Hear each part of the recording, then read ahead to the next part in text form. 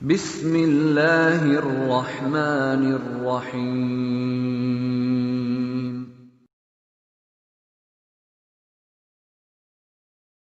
حاضرین جمعہ، دینی و ملی اسلامی ساتھیوں، یہ مہینہ محرم کا مہینہ ہے، اسلامی سال کا پہلا مہینہ، حرمت والے مہینوں میں سے ایک، جو اللہ کے نزدیک عزت کا مقام رکھتے ہیں، جن دنوں میں عبادت کرنا مزید ثواب حاصل کرنے کی طرح، اور جس کے اندر ایک دن ایسا بھی آتا ہے جس کا روزہ نفلی روزوں میں سب سے افضل ہے۔ محرم کا یہ مہینہ اپنے اندر کئی ساری نصیحتیں اور درس رکھتا ہے ہمارے لیے، ہمارے آنے والے وقت کے لیے اور فی الحال کے لیے۔ کل 9 محرم ہے، اس کے بعد 10 محرم۔ در حقیقت حدیث کے اندر 10 محرم کے روزے ہی کی فضیلت وارد ہوئی ہے۔ 9 تاریخ کا جو روزہ ہم رکھتے ہیں، اس سلسلے میں اس دن کی کوئی فضیلت وارد نہیں ہے، لیکن ہم یہ روزہ کیوں رکھتے ہیں؟ نبی صلی اللہ علیہ وسلم نے آخر اس کا حکم کیوں دیا؟ جبکہ اس دن کی کوئی حیثیت نہیں تھی، پھر بھی اس کا روزہ رکھنے کا حکم کیوں دیا؟ ایک کی بجائے 2 دن کا روزہ ہم کیوں رکھتے ہیں؟ وجہ اور سبب ہم سب کو معلوم ہونی چاہیے۔ نبی صلی اللہ علیہ وسلم جب مدینہ آئے تو آپ صلی اللہ علیہ وسلم نے دیکھا کہ یہودی اس دن کا روزہ رکھتے ہیں۔ پوچھا گیا وجہ کیا ہے؟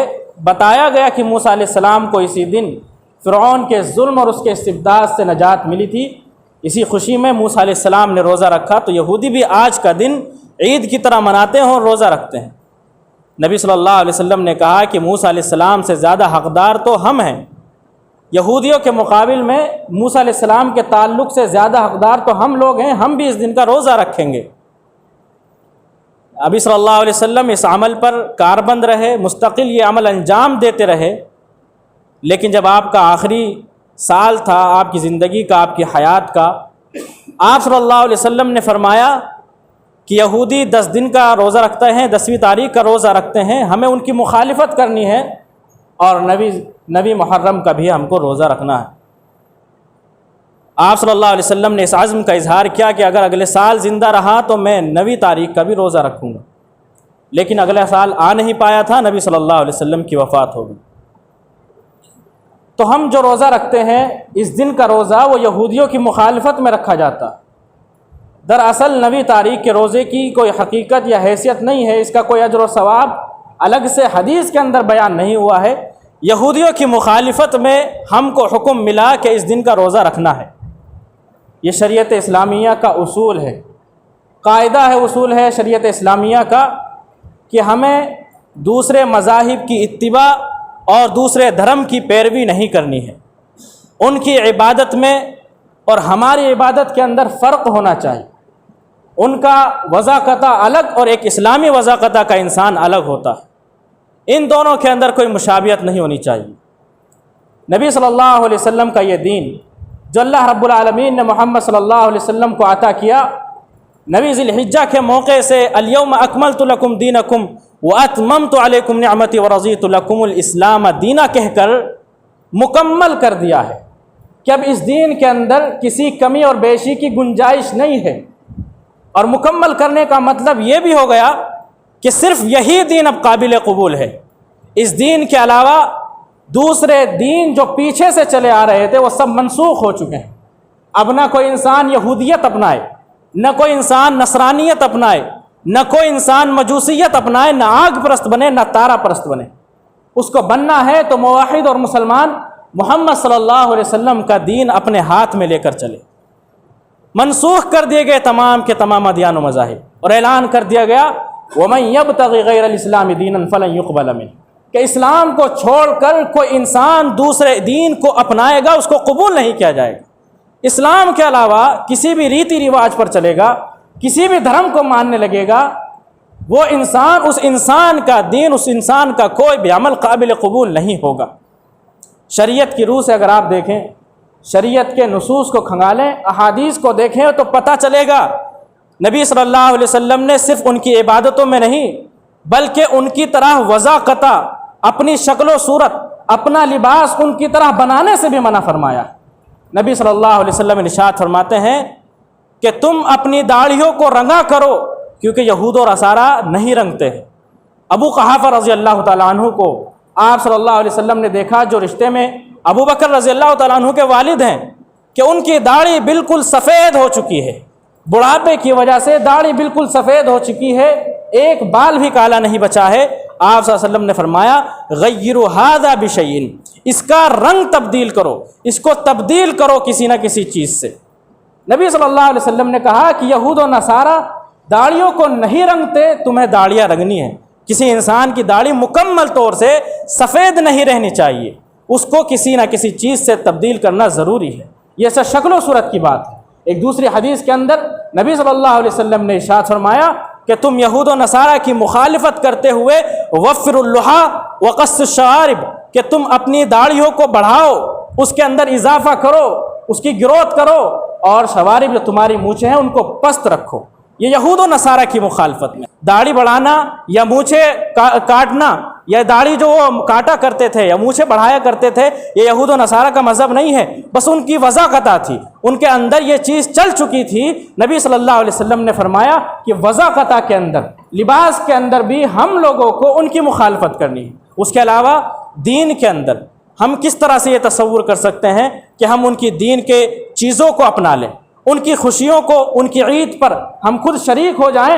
یہ کس طرح سے شریعت اسلامیہ تصور کر سکتی ہے جبکہ وضاقتہ کے اندر، عادات اور اخلاق کے اندر بھی ان کی مخالفت کی جا رہی ہے؟ نبی صلی اللہ علیہ وسلم نے ارشاد فرمایا ایک حدیث کے اندر کہ تم اپنے نعال یعنی اپنی جوتیوں میں اور اپنے موزوں کے اندر نمازیں پڑھا کرو، کیونکہ یہود و نصارہ اس کے اندر نمازیں نہیں پڑھتے۔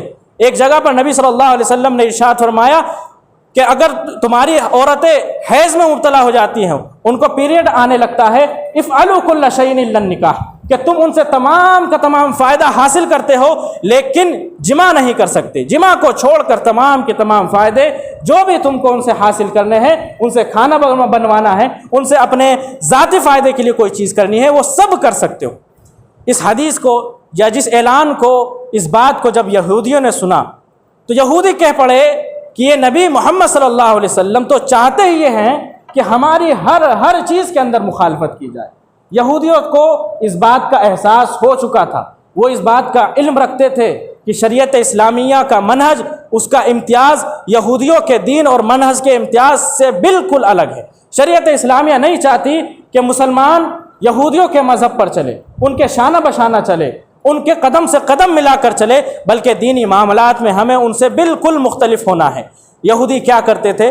جب ان کی عورت پیریڈ سے ہوتی تھی، حیض آیا کرتا تھا، تو وہ اپنی عورتوں کو بالکل الگ کر دیا کرتے تھے، ان سے ملنا جلنا نہیں ہوتا تھا، ان سے کھانا نہیں پکوایا جاتا تھا، ان کو کھانا بھی الگ برتن میں دیا جاتا تھا، ان کی ساری چیزیں الگ کر دی جاتی تھیں، ان کے ساتھ اس طرح کا سلوک اور برتاؤ ہوتا تھا۔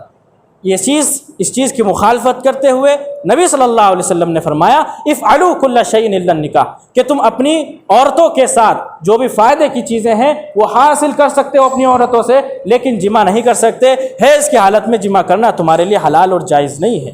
تو یہ شریعت اسلامیہ کا اصول ہے، یہ شریعت اسلامیہ کا قاعدہ ہے کہ اسلام کے آنے کے بعد کسی دوسرے مذہب، کسی دوسری روایت پر ہم نہیں چل سکتے، ہمیں اجازت نہیں ہے، بلکہ ہمیں حکم ہے کہ ان کے دین کی، ان کی روایتوں کی مخالفت ہم کو کرنی ہے، ان کے خلاف ہم کو جانا ہے، ان کے خلاف ہم کو چلنا ہے، ان کی دینی روایتوں کے خلاف چلنا ہے، ان کی مذہبی روایتوں کے خلاف چلنا ہے۔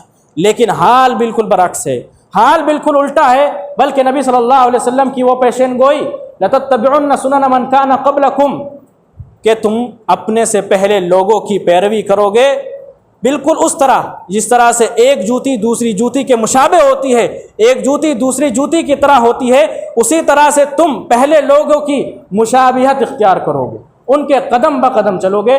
وہی پیشین گوئیاں آج ہم اپنے دور میں دیکھ سکتے ہیں۔ مسلمانوں کے اندر ثابت ہوتی دکھائی دے رہی ہیں۔ مسلمانوں کا لباس، مسلمانوں کا چہرہ مہرہ، ان کے عادات، ان کے اخلاق، ان کے اطوار، ان کی چیزیں جو وہ اپناتے ہیں اور ان کی خوبیاں جو وہ عادت و اطوار اپنائے ہوئے ہیں، ساری کی ساری چیزیں اسلام سے دور ہوتی جا رہی ہیں اور یہود و نصارہ کے قریب سے قریب تر ہم ہوتے جا رہے ہیں۔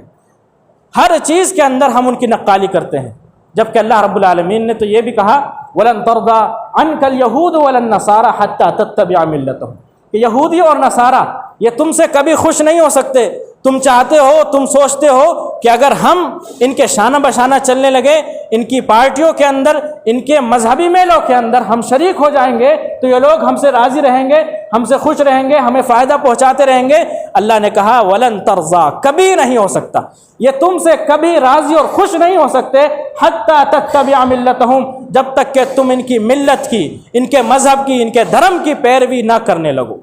یہ اللہ کا اعلان ہے، اللہ کا واضح اعلان ہے، کیونکہ ہمارے جو اخوان، جو بھائی ہیں، وہ اسی سوچ کی بنیاد پر ان کے مجالس میں شریک ہوتے ہیں کہ اس طرح سے قربتیں بڑھیں گی، اس طرح سے یہ لوگ راضی رہیں گے، مسلمانوں کے خلاف کوئی اقدام نہیں کریں گے، یا پھر ہم ان کی شرارتوں سے، ان کی نحوستوں سے اور ان کی ضرر اور نقصان سے محفوظ رہیں گے۔ اسی وجہ سے وہ لوگ ان کی اس طرح سے خوش آمدیں کرتے ہیں۔ لیکن اللہ نے اعلان کیا وَلَن تَرْضَىٰ یہ کبھی بھی راضی نہیں ہو سکتے جب تک کہ تم ان کے دین کے پیچھے نہ چل پڑو، ان کے دین کو اپنا دین نہ سمجھنے لگو، یہ لوگ راضی نہیں ہو سکتے۔ تو یہ خیال اپنے دل سے نکال دینا چاہیے، یہ خیال اپنے دل سے نکال دینا چاہیے کہ ہم ان کو اس طرح سے راضی کر لیں گے۔ یہ کبھی راضی نہیں ہوں گے جب تک کہ ہم اپنے دین کو چھوڑ کر ان کے دین کو نہ اپنا لیں۔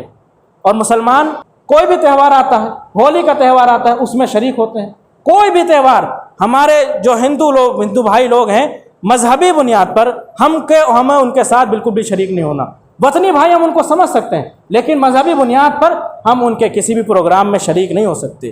غیر مسلموں کا کوئی بھی چھوٹے سے چھوٹا، بڑے سے بڑا پروگرام ہو، ہم اس کے اندر شریک نہیں ہو سکتے، ہمیں اس بات کی اجازت نہیں ہے، کیونکہ یہ لوگ تو ہمارے سب سے سخت دشمن۔ پھر اسلام کے آنے کے بعد ہمیں کسی دین کو اپنانے کی ضرورت بھی نہیں۔ اسلام کا اتنا بہترین ہم کو راستہ ملا ہے، اتنا بہترین ہم کو منہج ملا ہے۔ اس منہج کو حاصل کرنے کے بعد اگر ہم دوسرے لوگوں کے طریقے کو، مذہب کو، راستے کو اپناتے ہیں تو ہم ناشکرے بنتے ہیں، اللہ کی شکر گزاری نہیں کرتے کہ اس نے ہم کو دین اسلام جیسی دولت سے نوازا ہے۔ اللہ رب العالمین نے ارشاد فرمایا لَتَجِدَنَّ أَشَدَّ النَّاسِ عَدَاوَةً لِلَّذِينَ آمَنُوا الْيَهُودَ وَالَّذِينَ أَشْرَكُوا کہ مومنوں کا سب سے بڑا دشمن اور سب سے سخت دشمن تم پاؤ گے یہودیوں کو اور مشرک لوگوں کو۔ یہ مشرک اور یہودی مسلمانوں کے، مومنوں کے سب سے بڑے دشمن ہیں۔ یہ بظاہر آپ سے کتنی ہی اچھے طریقے سے بات کر لیں، آپ سے کتنے ہی محبت کے انداز میں پیش آئیں، آپ کو ہدایہ دیں، گفٹ دیں، تحفے دیں، لیکن ان کے دل کے اندر جو بات ہے وہ اللہ بتا رہا ہے لَتَجِدَنَّ أَشَدَّ النَّاسِ عَدَاوَةً کہ سب سے زیادہ سخت عداوت اور دشمنی والے یہ لوگ ہوتے ہیں۔ تو ہمیں اس طرح سے آزاد خیال بن کر کے ان کے مذہبی چیزوں کو نہیں اپنانا ہے، ورنہ ہم اپنے ایمان سے ہاتھ دھو بیٹھیں گے اور ہمارا ایمان پھر کسی کام کا نہیں رہے گا۔ ہم جو اپنے مسلمان بھائیوں کو آپس میں دیکھ رہے ہیں، معاشرے میں دیکھ رہے ہیں، اگر ہم ان کے ولی ہیں، ان کے سرپرست ہیں تو ان کو سمجھائیں، اگر خود ایسا کرتے ہیں تو ایسی چیزوں سے باز آ جائیں، کیونکہ اس طرح سے ہم اپنے ایمان کو خطرے میں ڈالتے ہیں۔ اللہ کے نبی صلی اللہ علیہ وسلم نے جو نبی محرم کا روزہ رکھنے کا حکم دیا وہ یہودیوں کی مخالفت میں دیا کہ ایک اس طرح کی ذرہ برابر میں موافقت نبی صلی اللہ علیہ وسلم کو منظور نہیں، تو پھر ہم ان کی مکمل عبادت کے اندر کس طرح سے شریک ہو سکتے ہیں؟ ان کی پوجا پاٹ میں، ان کی پریئر میں ہم کس طرح سے شریک ہو سکتے ہیں؟ اللہ کے نبی صلی اللہ علیہ وسلم نے ارشاد فرمایا من تشبہ بقوم فہو منہم جو کسی قوم کی مشابہت اختیار کرے گا پھر اس کا شمار انہی میں سے ہو جائے گا۔